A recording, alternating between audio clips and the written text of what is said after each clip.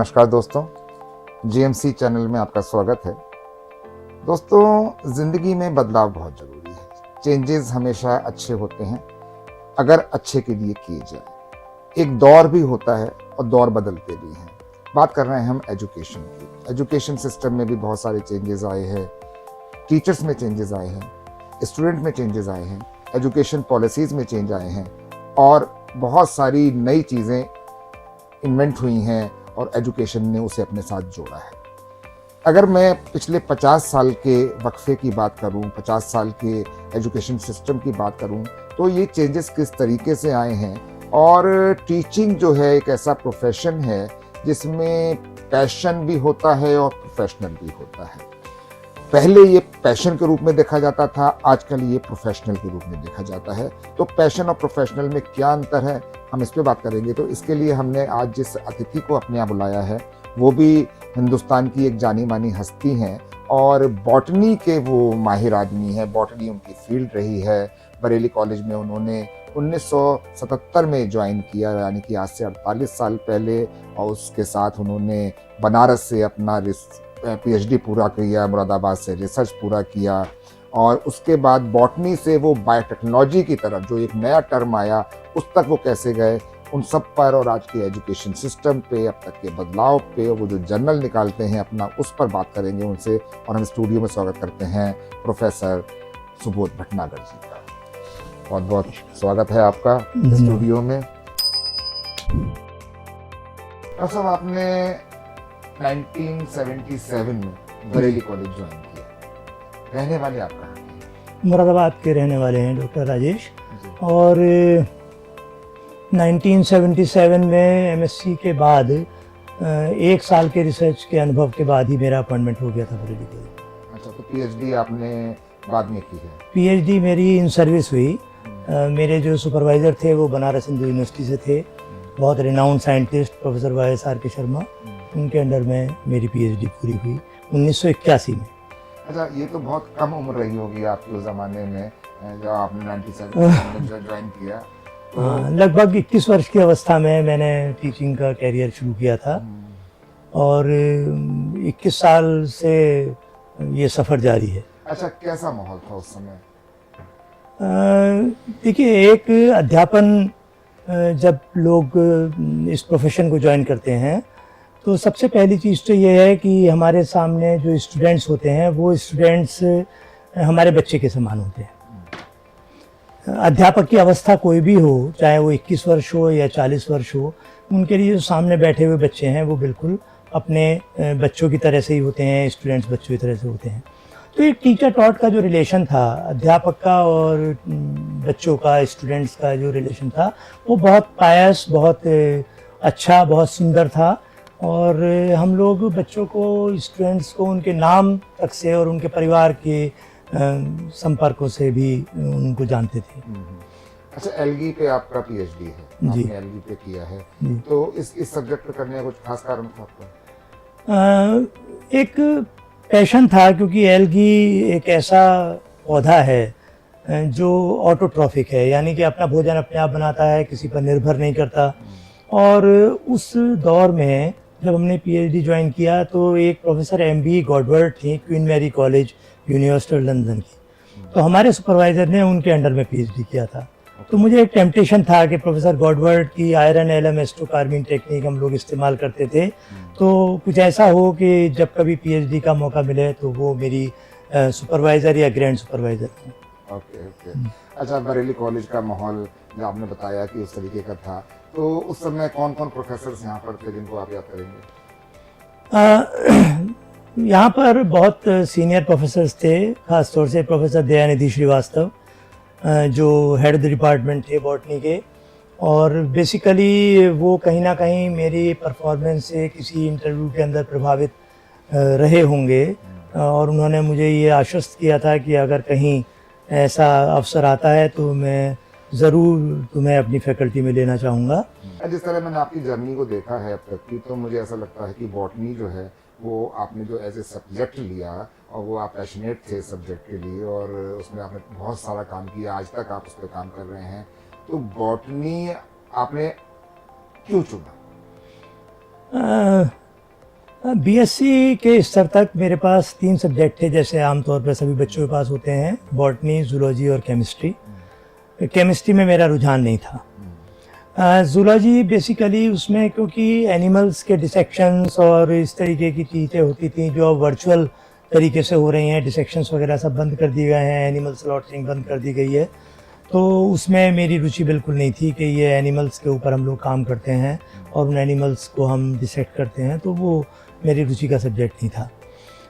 और बॉटनी मेरा एक पैशन भी था, और क्योंकि पेड़ पौधों में रहना, पर्यावरण के संपर्क में रहना और उसके बारे में प्राकृतिक चीज़ों के साथ अपने आप को जोड़े रखना, ये एक मुख्य कारण था। अच्छा, मेरी आपसे बहुत पहले भी बात हुई थी एक बार, तब आपने जब यूकलिप्टस को लगाया जा रहा था गवर्नमेंट की तरफ से, तो आपने इसका बहुत पहले विरोध किया था कि यूकलिप्टस जो होता है वो ज़मीन के नीचे का सारा पानी सोख लेता है, और आपने इसके लिए बड़ी भारी मुहिम चलाई थी, और मुझे याद आ गया इस समय। तो ये जो आपने पब्लिक को अवेयर किया था, क्योंकि लोग यूकलिप्टस को उगा रहे थे अपनी इकोनॉमिक्स के लिए, लेकिन वो हमारी पूरे ज़मीन के पानी को खोखला कर रहा था, ख़त्म कर रहा था। तो ये जो पब्लिक के साथ जुड़ना होता है, जन के साथ, लोगों के साथ जुड़ना होता है, अपने सब्जेक्ट को आपको बचाना होता है उससे, अपने पर्यावरण को, तो वो जो मुहिम आपकी थी वो कैसे चली? बहुत अच्छी मुहिम थी, और यहाँ पर 2-3 ऐसे संस्थान थे जो इस बात को कहते थे कि आप आकर के कुछ इस मुहिम में हमारे साथ जुड़िए। लोग यूकलिप्टस लगाते हैं, नतीजा उसका ये होता है कि अगर आप 1-1.5 फीट पर उस पेड़ को काट दें तो वहाँ से पानी के टैप की तरह से पानी निकलता है उस पौधे से, इतना तेज़ पानी को वो सक करता है ज़मीन से। तो हमने उन्हें कई ऑल्टरनेट समझाए, और इनमें से एक पॉपुलस, जो बहुत सारे लोगों ने उसको अडॉप्ट किया बाद में, कि उसकी खेती से ये फ़ायदा है कि वो पौधा लगभग 5 साल के अंदर काटने लायक हो जाता है, और उस पौधे के अंदर इतनी सॉफ्ट वुड होती है कि वो माचिस वगैरह इस टाइप की सॉफ्ट वुड के आर्टिकल बनाने में काम आता है, और वो पानी को यूकलिप्टस की तरह से सोखता नहीं। उसका एक बहुत बड़ा नुकसान ये था यूकलिप्टस को लगाने का, कि जो हमारी ज़मीन है, जो हमारी उपजाऊ भूमि है, वो सारी की सारी ऊसर भूमि के अंदर कन्वर्ट होती चली जा रही थी। तो जो किसान अपनी खेती के ऊपर निर्भर करता है, पूरा परिवार पालता है, अगर उसने एक बार यूकलिप्टस लगा दिया और काटने के बाद फिर वो उस ज़मीन के अंदर उसको उर्वरक ज़मीन बनाने में उसे बहुत मुश्किलें आती हैं। अच्छा, हमने तो सिर्फ बॉटनी सुना था एक ज़माने में, तो धीरे धीरे हमारे सामने एक नई टेक्नोलॉजी आई, बायोटेक्नोलॉजी। तो ये जन्म जो है बायोटेक्नोलॉजी का बॉटनी से, ये आपके ही दौर में हुआ है और आप लोगों के हाथों से हुआ है जन्म। तो कुछ बॉटनी से बायोटेक्नोलॉजी तक का जो सफ़र है उसके बारे में कुछ बताइए। देखिए, बॉटनी तो एक परंपरागत विज्ञान है जिसमें हम पेड़ पौधों की टेक्सोनॉमी, उनकी फिजियोलॉजी, उनकी एनाटॉमी, इस तरीके की चीज़ें हम पढ़ते हैं और पढ़ाते हैं। लेकिन एक चीज़ धीरे धीरे करके उभर रही थी कि जो विदेशों में, क्योंकि 1985 में मेरा पहला विज़िट हुआ फ्रांस का, यूके का और नीदरलैंड का, तो उस दौर में वहाँ पर हमने ये बात देखी कि लोग बाग अप्लाइड साइंसेस के ऊपर ज़्यादा ध्यान दे रहे हैं, यानी जो हमारा परंपरागत विज्ञान है उससे हट करके वो कुछ ऐसी दिशा में जाना चाह रहे हैं जिससे कि आम जनमानस जुड़ सके और उसकी भलाई के बारे में हम बात करें। तो ये बात मेरे मन में कहीं ना कहीं थी कि हम कुछ ऐसा बरेली कॉलेज में शुरू करें जिससे कि खाली बॉटनी या परंपरागत विज्ञान उनके उपयोग के साइंस से जुड़ सके या उनकी उपयोगिता से जुड़ सके। 1994 में जब बायोटेक्नोलॉजी के बारे में यूनिवर्सिटी ग्रांट्स कमीशन ने, विश्वविद्यालय अनुदान आयोग ने एक प्रोग्राम चालू किया, तो हमने विश्वविद्यालय अनुदान आयोग को अप्रोच किया, और उस समय के जो प्राचार्य थे उन्होंने भी उसमें रुचि दिखाई, और नतीजा ये हुआ कि बायोटेक्नोलॉजी हमने स्टार्ट की। ये बात बिल्कुल सच है कि उत्तर प्रदेश के अंदर बरेली कॉलेज पहला महाविद्यालय था जहाँ पर बायोटेक्नोलॉजी विषय स्टार्ट किया गया, और कई लोगों ने इस बारे में मुझसे कहा कि ये कौन सा विज्ञान है जिसके बारे में आप बात कर रहे हैं। मैं आपको छोटी सी बात ये बताऊं कि जो परंपरागत विज्ञान है उसके अंदर अगर हम किसी तकनीक का इस्तेमाल करते हैं और तकनीक का इस्तेमाल करके उसे हम बेहतर या जनमानस के लिए अगर हम उसे उपयोग कर पाते हैं तो वही बायोटेक्नोलॉजी है, सिंपल भाषा में तो इसको हम। लेकिन देखने में आया है कि बॉटनी वर्ड अब पीछे चला गया है, और बायोटेक्नोलॉजी जो है एक सब्जेक्ट के रूप में हमारे जो आजकल के स्टूडेंट्स हैं वो बायोटेक्नोलॉजी को ज़्यादा पसंद करते हैं, बॉटनी की तरफ कम जाते हैं। लेकिन ठीक है, वो उसकी ब्रांच है, लेकिन आप तो फिर उससे आगे भी चले गए। आपने फिर इसमें आगे जो है रिसर्च का जो 88 में अपना शुरू किया, और बरेली कॉलेज से ही शायद शुरू किया है आपने। और इसके बारे में रिसर्च आपने जर्नल शुरू किया, पेपर शुरू किए और आपने बहुत सारे दुनिया के बहुत सारे देशों से आप जुड़ते गए। ये जर्नी कैसे रही, इसके बारे में?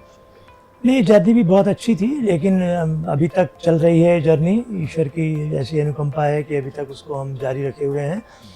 एक मैं छोटी सी बात ये कहूँगा, आपने कहा बॉटनी से लोग हट रहे हैं और बायोटेक्नोलॉजी, ये दुर्भाग्यपूर्ण है। दुर्भाग्यपूर्ण इसलिए है कि हमें अपनी जड़ों से नहीं हटना चाहिए। कई बार बायोटेक्नोलॉजी में मैं इस बात को देखता हूँ, इस जर्नल के माध्यम से। मैंने कहा लेकिन आप एज ए सब्जेक्टिव ऐसा महसूस कर रहे हैं कि लोग बॉटनी से हट रहे हैं और बायोटेक्नोलॉजी? हाँ, बॉटनी से हट रहे हैं, लेकिन ये दुर्भाग्यपूर्ण है। क्योंकि बायोटेक्नोलॉजी में जितनी भी रिसर्चेस हो रही हैं, उसमें बेसिक साइंस का जो इनपुट है या बॉटनी का जो इनपुट है, वो बच्चे नहीं देते, ना उनके अध्यापक दे पाते हैं, ना बच्चे दे पाते हैं। नतीजा क्या है कि हम एक ऐसी दिशा में जाते हैं जहाँ पर हमें रास्ता नहीं मालूम। एक गलत तरीके का प्रेजेंट, प्लांट का आइडेंटिफिकेशन, गलत तरीके से प्लांट्स का चयन, उनके बारे में बेसिक जानकारी ना होना और उनको हमें मल्टीप्लाई कर देना, ये चीज़ है। जहाँ तक जर्नल की बात है, तो 1988 में हम लोगों ने इस जर्नल की स्थापना की। थॉट क्या रहा इसके पीछे? थॉट क्या रहा ये जर्नल? थॉट ये रहा कि बरेली कॉलेज 150 वर्ष पूरे कर रहा था, और उस 150 वर्ष में ये तय हुआ कि भाई कुछ ऐसा किया जाए जो इस विभाग का भी नाम हो और इस विभाग से कोई चीज़ निकाली जाए। क्योंकि रिसर्च की तरफ हमारा रुझान था, तो मैंने ये प्रस्ताव अपने साथियों के बीच में रखा कि भाई क्यों ना हम एक सोसाइटी का गठन करें, और सबने इससे सहमति जताई और सोसाइटी फॉर प्लांट रिसर्च बनी, जिसके सारे बायलॉज हमने तैयार किए और सारा काम जो उत्तरदायित्व था मुझे दिया गया। और वो किस नाम से निकाला इसको? सोसाइटी फॉर प्लांट रिसर्च के नाम से वो सोसाइटी बनाई गई। और उस सोसाइटी के अंदर कई सारी चीज़ें हुई, जैसे कॉन्फ्रेंस करना है, लोगों में अवेयरनेस क्रिएट करना है, वर्कशॉप करना है, और ये साथ में ही जर्नल निकालना है। तो 1988 में ही हमने इस जर्नल की भी स्थापना की। सबके सहमति से नाम इसका वेजिटॉस रखा गया, क्योंकि हम प्लांट से रिलेटेड ये जर्नल है, प्लांट से संबंधित जर्नल।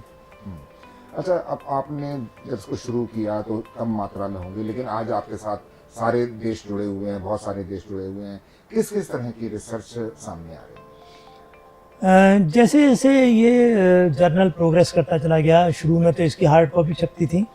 बहुत मुश्किल दौर था, क्योंकि प्रेस पर जा कर के मैनुअल प्रिंटिंग कराना, उसको फिर मैनुअली चेक करना, उसके बाद फिर उसको बाइंड कराना, हार्ड कॉपी निकालना, और उसके बाद उन हार्ड कॉपी को डिस्पैच करना। ये एक बहुत डिफ़िकल्ट काम था, जिसमें मेरे साथियों के साथ साथ मेरी जो अर्धांगिनी हैं रीता भटनागर, वो इस काम को में हमारी मदद करती थी, क्योंकि वो विज्ञान क्षेत्र से नहीं हैं, साहित्य क्षेत्र से हैं, इसलिए जो काम उनके बस का था वो करती थी। कॉम्बिनेशन है ये। तो उसके बाद फिर जैसे जैसे दौर बदलता गया और जर्नल पॉपुलर होता चला गया, तो हमने इसमें कई सारी चीज़ें जोड़ी। इसमें हमने बॉटनी के साथ साथ प्लांट बायोटेक्नोलॉजी को भी शामिल किया, एनवायरनमेंट को शामिल किया, एग्रीकल्चर को शामिल किया, उसके बाद अभी नैनो टेक्नोलॉजी को शामिल किया, और अभी हम इसमें आर्टिफिशियल इंटेलिजेंस को भी शामिल करने वाले हैं। अच्छा, ये जर्नल तो अपनी जगह रहा, लेकिन आपने फिर बरेली से यात्रा करी मेरठ की तरफ, और आप वहाँ पर प्रोफेसर रहे, डीन रहे और प्रो वाइस चांसलर भी रहे वहाँ पर। तो ऐसा क्या था वहाँ पर कि एक केवल बायोटेक्नोलॉजी पे या किसी एग्रीकल्चर पे ही इंस्टीट्यूट था, ये क्या चीज़ थी? नहीं, दरअसल विस्तार का एक दृष्टिकोण था। अच्छा। कि हम अपनी एजुकेशन को, अपने टीचिंग को थोड़ा विस्तार दें। तो उस विस्तार के देने की दिशा में वहाँ पर एक कॉलेज ऑफ बायोटेक्नोलॉजी, वो एक स्टेट एग्रीकल्चर विश्वविद्यालय है, राजकीय कृषि विश्वविद्यालय है। तो वहाँ पर अलग अलग कॉलेजेस हैं। उस समय में जब हमने ज्वाइन किया था 2007 में, तो वहाँ पर एक तो चार्म ये था कि वहाँ पर प्रोफेसर का डेजिग्नेशन था, उसके साथ प्रोफेसर के साथ हमें उस कॉलेज का हेड होना था। तीसरी चीज़ थी कि वो डेडिकेटेड कॉलेज था, यानी कि उसमें पूरी तरह से बायोटेक्नोलॉजी पर ही रिसर्च हो रही थी। उसमें बायोटेक्नोलॉजी से रिलेटेड करीब 9 डिपार्टमेंट थे, अलग अलग डिपार्टमेंट, जो बायोटेक्नोलॉजी की अलग अलग विधाओं के ऊपर लोग काम कर रहे थे, वहाँ फैकल्टीज़ थी।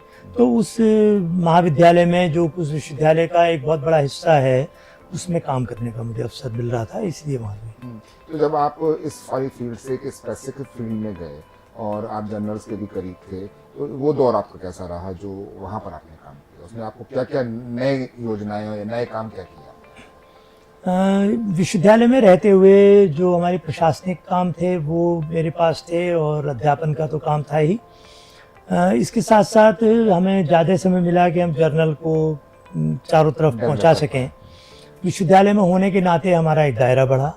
विश्वविद्यालय में होने के नाते हमारे संपर्क में काफ़ी ऐसे लोग आए जो शायद कॉलेज में रहते हुए नहीं आ पाते, और उसका नतीजा ये हुआ कि ये जो हमारा जर्नल था और सोसाइटी थी, इसका दायरा बढ़ता चला गया और दायरा राष्ट्रीय संस्थानों से लेकर के और एग्रीकल्चर संस्थानों से होता हुआ विदेशों तक पहुंचा। अच्छा, टीचिंग आपने की, आपने जर्नल निकाले, आपको क्या लगता है कि वो जो दौर था और आज का जो दौर है, टीचिंग के प्रोफेशन में क्या अंतर आया? देखिए, मैं अभी ये बात पर ध्यान दे रहा था कि किस तरीके से हम इसको एनालाइज कर सकते हैं। तो पहले जो अध्यापक होते थे उनका एक पैशन होता था।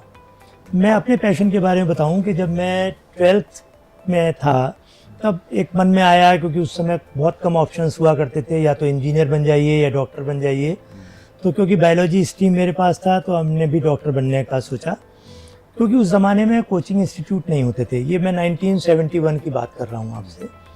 तो उस समय कुछ ऐसा दिमाग में आया कि हम कैसे CPMT की तैयारी करें, पूरी इतनी सारी स्टडीज़ कैसे होंगी। तो आपको आश्चर्य होगा कि मैंने 4 स्टूडेंट्स को जो 12th का एग्ज़ाम दे रहे थे मेरे साथ साथ ही, उनको मैं ट्यूशन देता था। बहुत हास्यास्पद लगता है कि 12th का स्टूडेंट 12th के बच्चों को पढ़ाए, लेकिन उन 4 बच्चों को मैं पढ़ाता था। बच्चे क्या, वो तो हमारी उम्र के थे लगभग, लेकिन उनसे मुझे 50-50 रुपए के हिसाब से 200 रुपये मिलते थे। मैं ये बात इसलिए खास तौर से कहना चाहता हूँ कि वो एक ऐसा दौर था, पैसा इम्पोर्टेंट तो था ही, लेकिन ये था कि अगर मैं इन 4 लोगों को पढ़ाऊँगा तो मैं पहले उन्हें पढ़ाने के लिए घर पर तैयारी करूँगा, जो हमने जीवन भर किया। प्रोफेसर DN श्रीवास्तव कहते थे कि कभी भी क्लास में बिना पढ़े हुए मत जाना। ये सबसे बड़ा फेल्योर है टीचर का। तो हमने बिल्कुल अपने कैरियर के अंतिम पायदान तक बिना पढ़े क्लास के अंदर में कभी नहीं गया।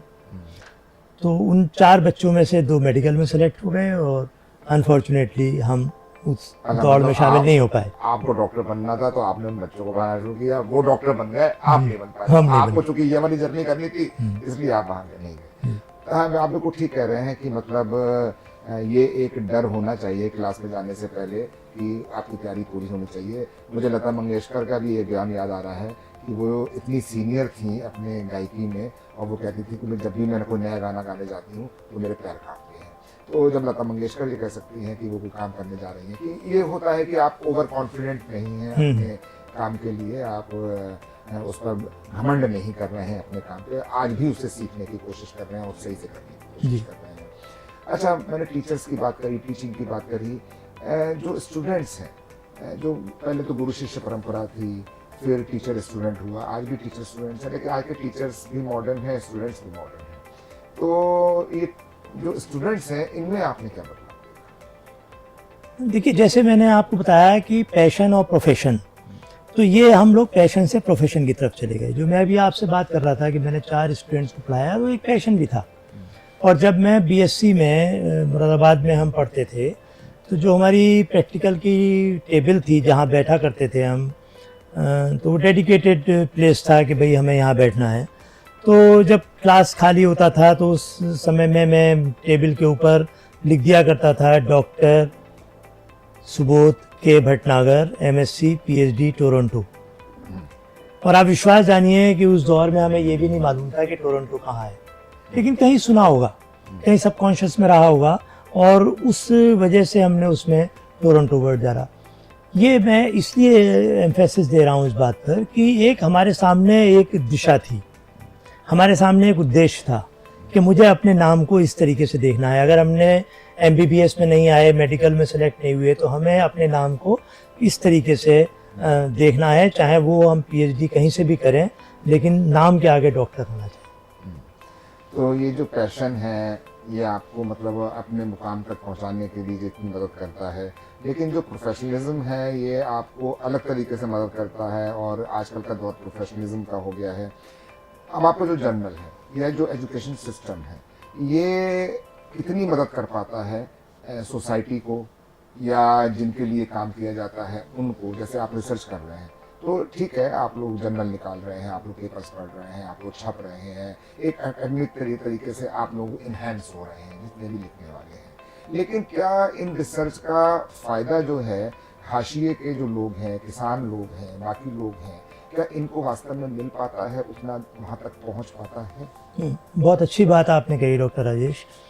दरअसल जो भी रिसर्च हम लोग कर रहे हैं इसमें भी और सारे विधाओं की तरह से इसमें भी गिरावट का दौर है, और गिरावट का दौर इसलिए है कि हम वास्तविक अनुसंधान के ऊपर ध्यान कम दे रहे हैं और हम उस अनुसंधान में मैनिपुलेशन या उसमें जोड़ तोड़ करने पर ज़्यादा ध्यान दें। बहुत सारे ऐसे टूल्स आ गए हैं जैसे आर्टिफिशियल इंटेलिजेंस है, चैट जीपीटी है। बच्चे अपनी रिसर्च पर ध्यान देने की बजाय इन टूल्स की मदद से पेपर्स लिख रहे हैं राज, जो एक बहुत बड़ा घातक या आत्मघाती कदम है, क्योंकि उस बारे में बच्चा सीख ही नहीं पा रहा है। दूसरी बात यह है कि उनको प्रमोट करने में जो हमारी फैकल्टीज़ हैं वो भी कम गुनहगार नहीं है, क्योंकि जो फैकल्टीज़ के अंदर, जैसे पैशन की बात मैंने की आपसे, तो पैशन के बाद अब प्रोफेशनल हुआ। प्रोफेशन में हम केवल ये बात देखने लगे कि हमारे पास सैलरी टाइम से आ रही है या नहीं आ रही है। अगर नहीं आ रही है तो हम वाइस चांसलर के खिलाफ विरोध के स्वर उठाने लगते हैं, समय से आनी चाहिए। लेकिन हम कभी ये आत्मावलोकन नहीं करते कि हम समय से क्लास भी ले रहे हैं या नहीं ले रहे हैं, हम अनुसंधान के प्रति सक्रिय हैं या नहीं हैं, हम उसके प्रति ईमानदार हैं या नहीं हैं, हम जो अनुसंधान कर रहे हैं वो जिनके लिए कर रहे हैं उन तक पहुंच रहा है या नहीं पहुंच रहा है। इस जर्नल के माध्यम से हमने कई बार, और कॉन्फ्रेंस के माध्यम से हमने कई बार लैब टू लैंड कंसेप्ट की बात की। यानी जो काम हम एयर कंडीशन लैब के अंदर बैठकर कर रहे हैं वहाँ पर हमें नतीजे कुछ अलग मिलते हैं, लेकिन हम वास्तविक खेत के अंदर खड़े होकर के जब उन फसलों को उगाते हैं तो नतीजे कुछ अलग होते हैं। तो हम ये लैब में किए गए अनुसंधानों को किसानों तक कैसे पहुँचाएं? तो इसमें हमारा जर्नल या कोई भी जर्नल, रिसर्च जर्नल, इतनी मदद तो कर रहा है कि उस रिसर्च को आम आदमी तक पहुंचाता है या वैज्ञानिकों तक पहुंचाता है, जिससे वैज्ञानिक उस चीज़ को लेकर के हमारे कृषि विज्ञान केंद्रों के माध्यम से किसानों को अवगत कराते हैं। लेकिन ज़रूरत यह है कि ये अनुसंधान जो अंग्रेज़ी में छपते हैं, उन अनुसंधानों को किसी ना किसी पत्रिका के रूप में या बोर्ड मैगजीन के तौर पर या डिस्प्ले मैगजीन के तौर पर किसानों तक या उस व्यक्ति तक पहुंचना चाहिए जो खेत में खड़े होकर के पसीना बहा करके अपनी फसल को उगाता है। देखा जाता है कि आप लोग प्रोफेसर्स जो हैं या लिखने वाले जो हैं, रिसर्च स्कॉलर्स जो हैं, वो अपने फील्ड में या अपने लैबोरेटरी में काम कर रहे हैं, लेकिन कई बार ये देखा जाता है कि गांव का एक किसान जो देहाती है, जिसको अक्षर ज्ञान भी नहीं है, उसका अनुभव इतना होता है कि वो फसल को जितने अच्छे से संभाल सकता है या क्लाइमेट को जितना अच्छा समझ सकता है कि उसको पता होता है कि बारिश होगी तो ऐसा होगा, या ये रोशनी डालने से या ये कलर डालने से ये कीड़ा गायब हो जाएगा, या खेती को हम इस तरह से संभाल सकते हैं। तो प्रैक्टिकलिटी जो है वो ज़्यादा मायने रखती है, या मतलब वो बंद कमरों में या लेबोरेटरी में जो रिसर्च है वो ज़्यादा मायने? ये बहुत अच्छी बात आपने की, क्योंकि जो लैब टू लैंड कंसेप्ट हम लेकर के चल रहे थे उसमें वैज्ञानिक किसानों से भी सीखते हैं। कृषि विश्वविद्यालय में होने के नाते हम लोग किसान मेले का आयोजन करते हैं, तो उस किसान मेले के अंदर कई ऐसे प्रोग्रेसिव फार्मर्स हमारे सामने आते हैं किसान मेले को विजिट करने, जो वैज्ञानिकों को सिखा करके जाते हैं। ये बात बिल्कुल सही है, क्योंकि जो अनुभव वो लोग खेत में रह करके कर रहे हैं, जो दिक्कतें या जो इस तरीके की फसल में कीड़ा लगना, उससे कैसे निपटना, फसल की बुआई करना, कब उसमें खाद डालना है, कब उसको फसल को किस तरीके से काटना है या किस तरीके से उसको खेतों तक पहुंचाना है, मंडी तक पहुंचाना है, वो और जो वैज्ञानिक अंदर काम कर रहे हैं लैब में, उनमें ज़मीन आसमान का अंतर है। जैसे कि हाइब्रिड हम ले आए जी, बहुत सारी फसल हम ले आए। पहले सुनते थे कि अकाल पड़ जाता था, फसल नहीं होती थी, लोगों को खाने को नहीं मिलता था, काला बाजारी हो जाती थी, लोग लाला बन जाते थे वो काला बाजारी करके। लेकिन अब तो फसल इतनी ज़्यादा है कि वो आप एक्सपोर्ट करते हैं, इंपोर्ट करते हैं दूसरे देशों से। तो ये जो हाइब्रिड ले आए हैं, या कुछ हमारे बीज खो गए हैं, हमारी मूल चीज़ें खो गई हैं, स्वाद खो गया है, तो ये जो दौर है, जो हमारे पास रस था, जो हमारे पास बीज था, जो हमारे पास मूल चीज़ें थी, जिनमें स्वाद था, ये आज की पीढ़ी तो उस स्वाद को, उस मूल चीज़ों को समझ ही नहीं पा रही है, क्योंकि उनको मिलता ही नहीं है। बहुत सारे बीज नष्ट हो गए हैं, ख़त्म हो गए हैं। चावल में ऐसी बहुत सारी चीज़ें हैं, तिलचंदन का बीज ही नहीं है ना। तो ये किस तरह का दौर है, हम लोग कहाँ जा रहे हैं? क्या हम लोग एक अंधे कुएं की तरफ तो नहीं चल रहे हैं? देखिए, ये बहुत अच्छा प्रश्न है और इस पर तो लंबी चर्चा की जा सकती है। बायोटेक्नोलॉजी का जो क्षेत्र है, इस बायोटेक्नोलॉजी के क्षेत्र में हमने, क्योंकि हमारी पॉपुलेशन बहुत तेज़ी से बढ़ रही है, उस पॉपुलेशन को खाना भी चाहिए, फूड, क्लॉथिंग, शेल्टर, तीनों चीज़ें चाहिए। खाना, भोजन बहुत इम्पॉर्टेंट चीज़ है। तो उस पॉपुलेशन के हिसाब से हम उनको भोजन मुहैया करा पाएँ, भोजन उपलब्ध करा पाएँ, इसके लिए बायोटेक्नोलॉजी का एक इम्पॉर्टेंट रोल है। लेकिन इसके साथ साथ हमने अपनी परंपरागत फसलों को तो निश्चित रूप से नष्ट किया।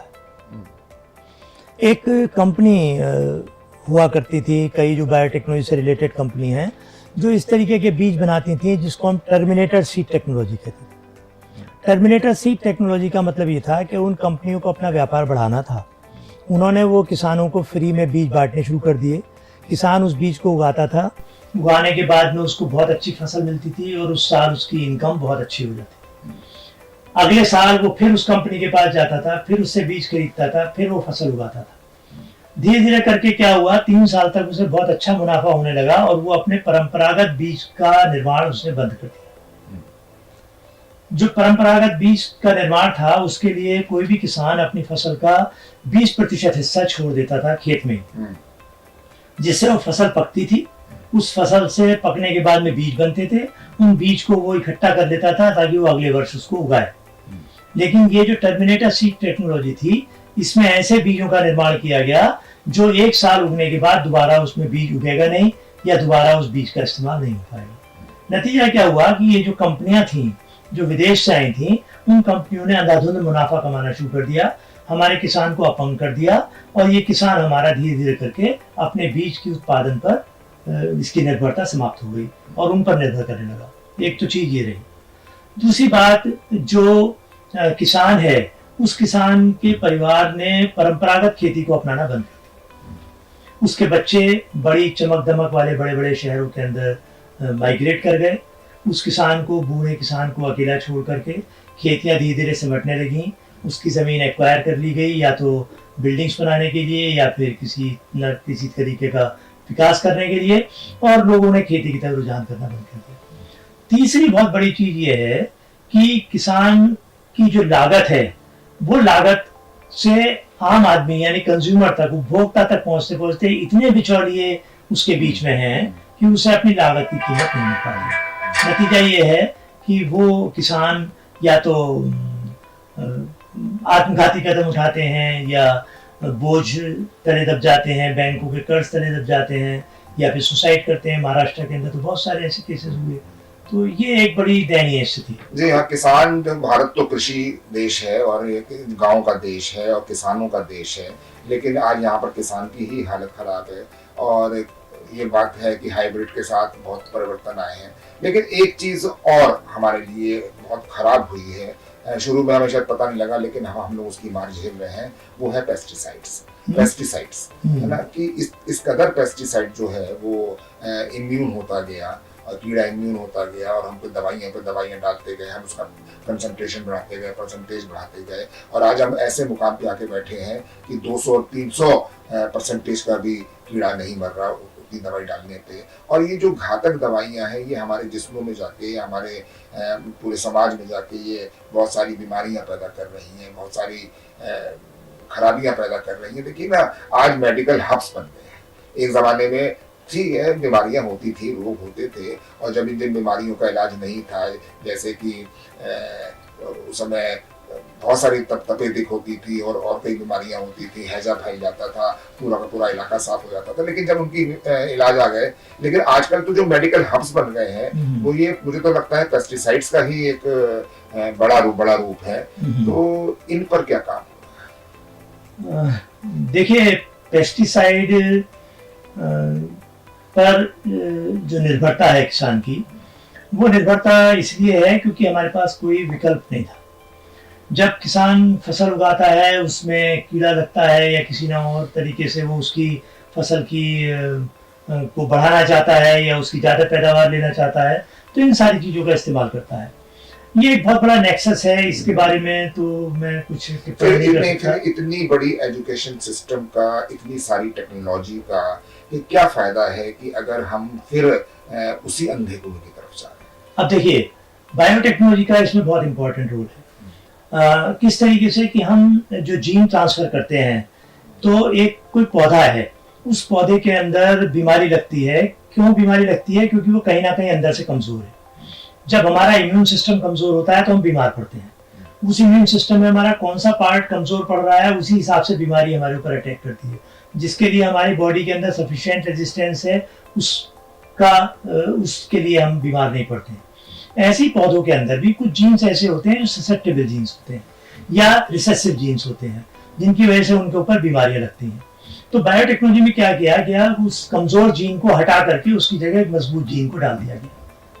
जब मजबूत जीन को डाल दिया गया तो उसे हमने कहा रिकॉम्बिनेंट डीएनए टेक्नोलॉजी, और उस रिकॉम्बिनेंट डीएनए टेक्नोलॉजी से हमारे सीड्स बनने लगे, जिनको हमने कहा जीएम क्रॉप्स या जेनेटिकली मॉडिफाइड क्रॉप्स।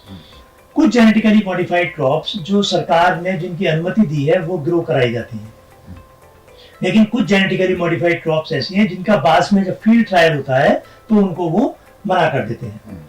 एक बहुत बड़ा इसमें एक लैप्स है पॉलिसीज में हमारी, कि हम यानी हमारा जो सिस्टम है, हमारा जो पूरा तंत्र है, वो तंत्र बायोटेक्नोलॉजिकल रिसर्च करने के लिए करोड़ों रुपए की धनराशि स्वीकृत करता है वैज्ञानिक को, और जब 4, 5, 6 साल के बाद वो कुछ नतीजा निकाल के लाता है तो उसके बाद एक रेगुलेटरी बॉडी में वो लेके जाता है, और रेगुलेटरी बॉडी ये तय करती है कि नहीं, ये अनुसंधान फायदे का नहीं है, इससे इसको बंद कर देना चाहिए। क्या ये मुनाफे के लिए किया जाता है? मुनाफे के लिए अनुसंधान तो मुनाफे के लिए किया जाता है। कि मेरा कहने मतलब ये है कि जिस बॉडी के पास आप लोग जाते हैं और वो इस कुछ चीजों को मतलब कंडम कर देती है या उनको नहीं अप्लाई करती है, तो क्या केवल उनको वही प्रोडक्ट्स चाहिए या वही उनको रिसर्च चाहिए जो कि उनके मुनाफे में उनको बढ़ोतरी करेगा? नहीं, ऐसे समझिए कि जेनेटिक सिस्टम या जेनेटिक मैनिपुलेशन के बाद एक जेनेटिकली मॉडिफाइड क्रॉप बना दी गई।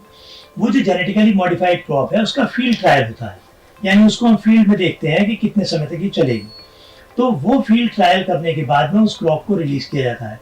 जो रिलीज करने की चीजें हैं वो रेगुलेटरी बॉडी करती है, जो जेनेटिकली मॉडिफाइड क्रॉप्स को रेगुलेट करती है। तो दिक्कत यहाँ आती है कि जब वो पूरा अनुसंधान हो गया और वो क्रॉप निकल करके आ गई, फील्ड ट्रायल उसका हो गया, फिर अगर रेगुलेटरी बॉडी को डिसीजन देती है तो वो डिसीजन से दिक्कत होती है वैज्ञानिकों को। अगर वो क्रॉप रिलीज हो गई तो फायदा हो गया, अगर वो रिलीज नहीं होती है तो नुकसान होता है, उतना पैसा भी बर्बाद होता है जो रिसर्च की गई। तो मेरा कहने का तात्पर्य ये है कि अगर बायोटेक्नोलॉजी में हम कोई भी रिसर्च को आगे ले जाते हैं तो उसके प्रोस एंड कॉन्स को, उसके खतरों को, उसके फायदों को, लाभ और हानियों का एनालिसिस पहले हमें कर लेना चाहिए, बजाय इसके कि अनुसंधान के बाद हम उस क्रॉप को डिस्कार्ड करें। अच्छा, आपने तो एक लंबे समय तक सब काम किया है, रिसर्च भी करी है, रिसर्च छपाई भी है, तो इसके लिए आप फेलिसिटेट भी हुए होंगे, कुछ अवार्ड्स भी आपको मिले होंगे। जरा उस दौर के बारे में बताइए कि कहाँ कहाँ आपको पहचाना गया और आपको फेलिसिटेट किया गया? नहीं, देखिए, रिकॉग्निशन का तो सवाल ये है कि जिस समय हम रिसर्च कर रहे थे तो हिंदू कॉलेज मुरादाबाद में हमने रिसर्च की थी एमएससी करने के बाद, और उस कॉलेज के पहले छात्र हम थे जिसको पहली बार में सीनियर रिसर्च फेलोशिप CSIR से मिली थी, और उसे बहुत अनुशंसा भी प्राप्त हुई। हमारे प्राचार्य ने भी उसको अप्रिशिएट किया, और उस कॉलेज के इतिहास में पहले सीनियर रिसर्च फेलोशिप लेने वाले स्टूडेंट बने। उसके बाद ये सिलसिला चलता रहा आगे, और मैं कुछ अवार्ड्स की बात आपसे करूँगा। चीफ गेस्ट होने के साथ साथ कई जगह पर हमने इनवाइटेड लेक्चर्स दिए, और एक बहुत प्रमुख अवार्ड होता है एग्रीकल्चर साइंसेज का, जिसको हम वार्षिक अवार्ड कहते हैं। उस वार्षिक अवार्ड के साथ वो बड़ी लंबी प्रक्रिया के बाद होता है। तो 2010 में वो वार्षिक अवार्ड हमें मिला, जिसके साथ 1 लाख का कैश अवार्ड होता है। अच्छा। हाँ, और बहुत एनालिसिस के बाद बहुत बड़ी स्क्रीनिंग कमेटी उसको तय करती है, और वो मुंबई में दिया गया था जाकर के हमें, तो वो एक बहुत प्रेस्टिजियस अवार्ड है।